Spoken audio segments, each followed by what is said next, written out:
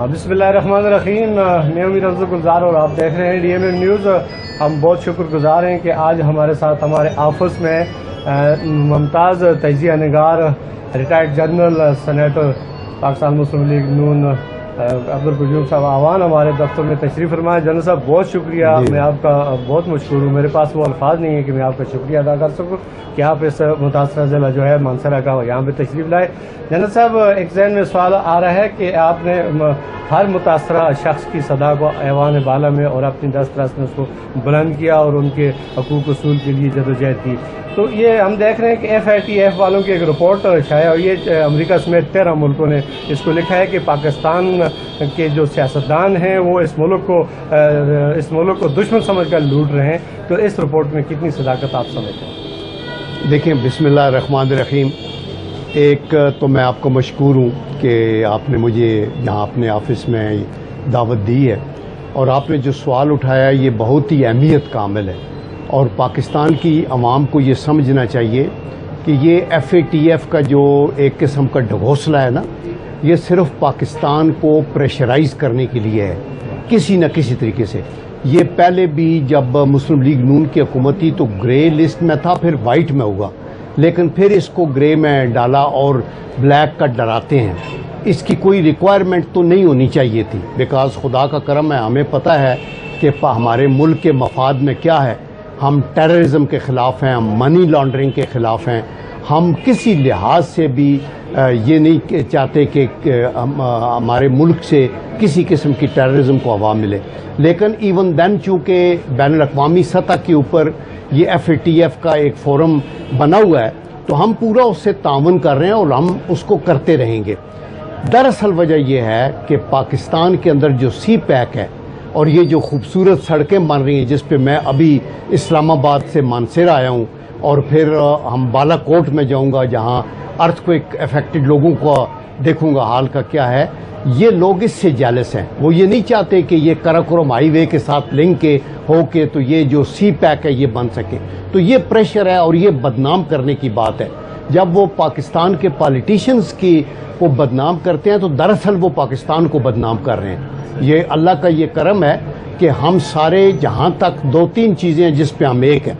Number 1, Kashmir काज के ऊपर हम सब एक हैं, हुकूमत के साथ खड़े हैं हर मतलब में। नंबर 2, हम CPAC पे हम इकट्ठे हैं और कोई भी अगर FATF की एफर्ट होगी पूरी कौम खड़ी होकर उसको डिफेंड करेगी और हम इन चालों को समझते हैं। और तीसरा जो है वो मोस्ट इम्पॉर्टेंट है, वो न्यूक्लियर कैपेबिलिटी जो हमारी है उस पर कभी कोई कंप्रोमाइज़ नहीं करेगा, ना वो लोग जो हुकूमत में हैं ना वो लोग जो बाहर हैं।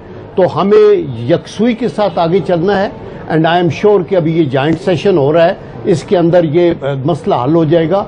उस दिन भी अपर हाउस के अंदर सेनेट ने वो बिल रिजेक्ट नहीं किया, ये हुकूमत ने उजलत के अंदर आके खुद रिजेक्ट करवाया ताकि हम जॉइंट सेशन बुला सकें। हम तो उस दिन लीडर ऑफ दी हाउस जो सेनेट में है उनके तरले करते रहे कि आप अपने अल्फाज वापस लें कि जितना तावन आपके साथ अपोजिशन कर रही है ये अपनी करप्शन बचाने के लिए कर रहे हैं। ये एक बात ठीक नहीं थी और उसको नेगेट फॉरेन मिनिस्टर जो हमारे शाह महमूद कुरैशी साहब उन्होंने भी खड़े होकर किया और उन्होंने कहा हम सब पार्टियों के मशकूर हैं कि हम इस नेशनल काज पे इकट्ठे हैं। लेकिन अनफॉर्चुनेटली हुकूमत की सफ़ों के अंदर पोरस के हाथी मौजूद हैं जो मसाइल को ख़राब करते हैं। तो इंशाअल्लाह ये सब कुछ हल हो जाएगा। ये पाकिस्तान की गिरती हुई मईशत और बढ़ती हुई महंगाई पर आप क्या कहें? देखें, ये तो एक बड़ी बदकिस्मती है कि ये जो हुकूमत की चेंज हुई है 2 साल पहले, पहली बात तो ये है कि इसकी मॉरल अथॉरिटी लूज़ हो गई है क्योंकि ये हुकूमत लोग कहते हैं कि ये नाजायज़ तरीके से आई है। नंबर 2 बात यह है कि फिर जब ये हुकूमत आई है तो इसकी तैयारी कोई नहीं थी, ना इनकी समझ थी। उस दिन प्राइम मिनिस्टर साहब को मैं खुद सुन रहा था, उन्होंने कहा था ना मेरे पास कोई तजर्बाकार वज़ीर मौजूद थे, ना कुछ, तो मुझे तो उधार लेने पड़े। और वो फिर जो लोग पॉलिटिशियंस दूसरी पार्टियों से आते हैं वो सीटें मांगते हैं, वो सौदा करते हैं, वो मुल्क के मफाद के लिए नहीं आते, वो ज़ाती इख्तदार के लिए आते हैं। और जब विसल ब्लोअर सीटी बजाता है कि अभी ये पार्टी नहीं अभी ये पार्टी होगी, ये दौड़ के उधर चले जाते हैं। ये उड़ के क्यू से नून में आए, नून से उड़ के तहरीक इंसाफ में आए اور کل جب حالات بدلیں گے تو وہ یہ دوسری پارٹی کی طرف پھر رخ کریں گے. تو ہمیں ان فصلی بٹیروں کا بھی خیال کرنا چاہیے جنہوں نے موجودہ حکومت کے اندر آ کے عمران خان کی نیت بے شک ٹھیک ہوگی کہ میں ملک کو آگے لے کے چلوں, لیکن دی پوائنٹ از کہ آپ کے پاس وہ آرگنز بھی ہوں نا جو وہ ٹھیک کر سکے.